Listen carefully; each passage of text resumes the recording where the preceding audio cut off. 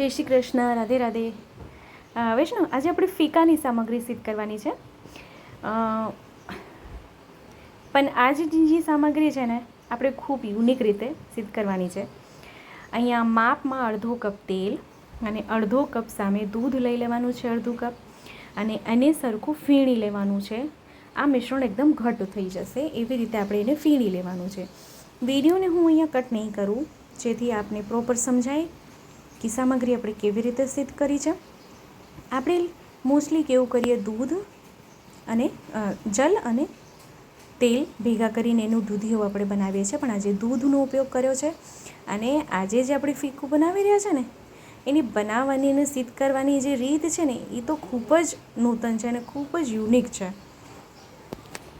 તો એની સરખું આપણે ફીણી લઈએ, જેથી એનું સરખું તેલ અને જે દૂધ છે એ સરખું એકરસ થઈ જવું છે, ઘટ્ટ થઈ જશે એકદમથી. એનું ટેક્સચર જે છે ને, એકદમ થીક થઈ જશે ફીણતા ફીણતા. તો આ વિડીયો આપને કેવો લાગ્યો એ મને કમેન્ટ કરીને ચોક્કસથી જણાવશો. અને હા, આપણા ગ્રુપમાં શેર ચોક્કસથી કરશો, જેથી આ નૂતન સામગ્રીનો વિડીયો બધા સુધી પહોંચે અને એને પણ આ વિડીયો ઉપયોગી થાય.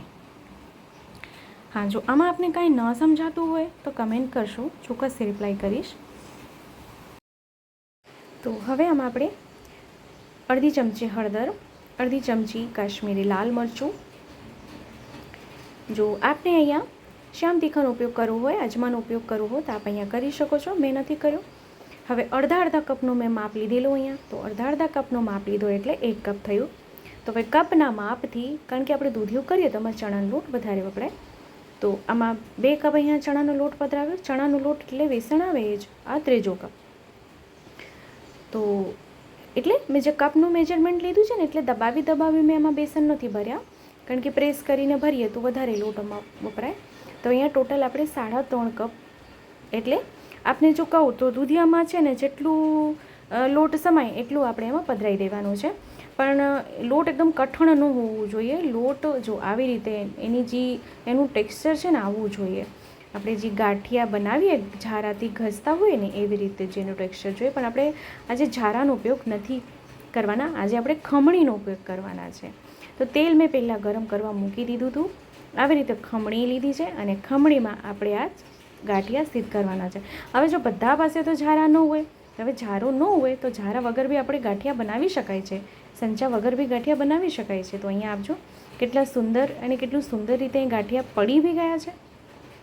તો આપણે જો ખૂબ નૂતન રીતે આજે આપણે ઝારાના ગાંઠિયા સિદ્ધ કર્યા.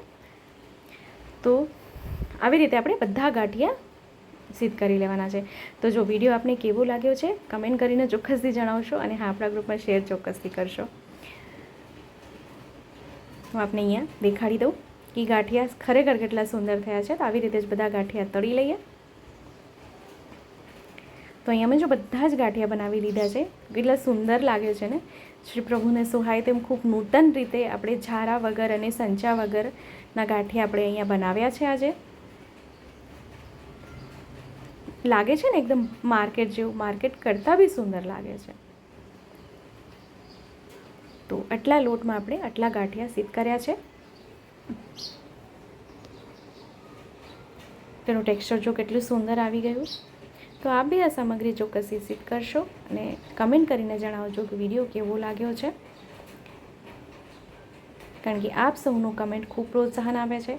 આપને એનું ટેક્સચર દેખાડું, ખરેખર ખૂબ સુંદર આવ્યું છે. કેટલા ફરસા, કેટલા પોચા થયા છે ગાંઠિયા. અને આમાં જો તેલ બી નથી.